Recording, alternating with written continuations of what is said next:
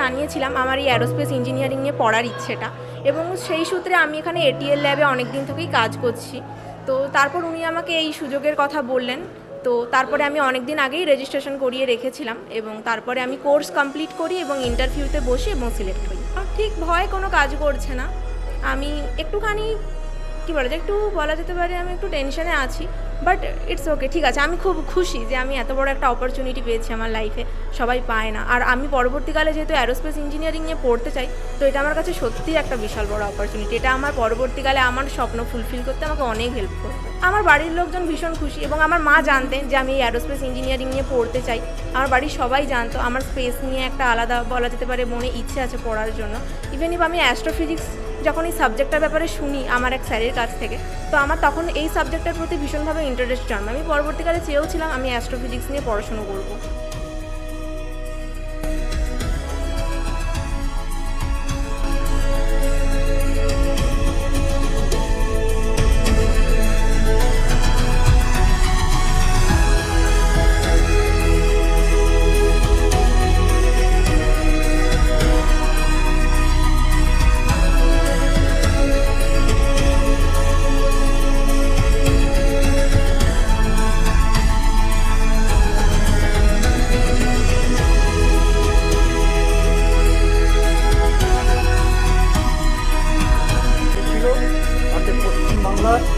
আমাদের এই পূর্ব মেদিনীপুর আবার মহিষাদল বিধানসভার অন্তর্গত স্কুল থেকে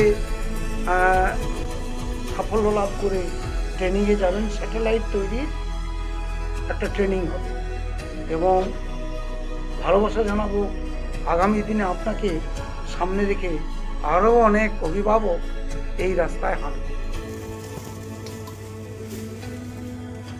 শংসাপত্র দিচ্ছি, হ্যাঁ, বাড়িতে রাখবেন।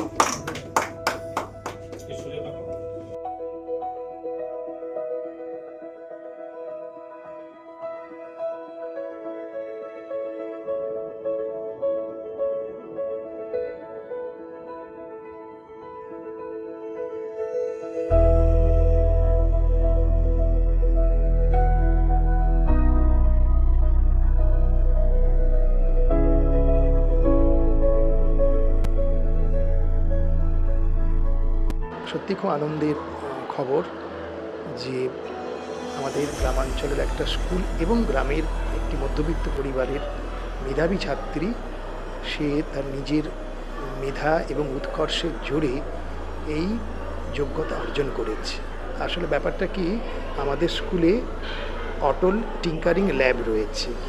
অটল টিঙ্কারিং ল্যাব অতি উন্নত মানের প্রযুক্তি সম্পন্ন একটি পরীক্ষাগার বলা যেতে পারে।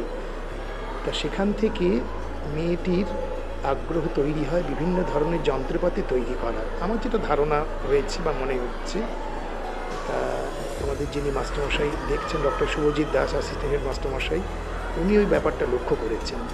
লক্ষ্য করে আস্তে আস্তে করে ওই ছাত্রী এবং আরও কয়েকজনের মনে এই ধারণা পোষণ করেন যে মেয়েরাই পারে, তোমরা এগিয়ে চলো।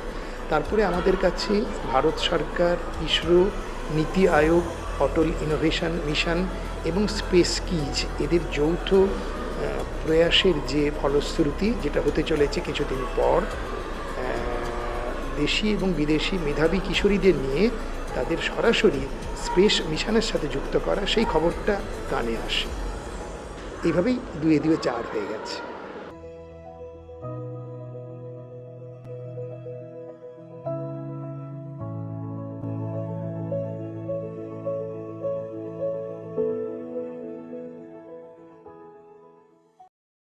আরো লেটেস্ট খবরের আপডেট পেতে ফলো করুন রাতদিন.in।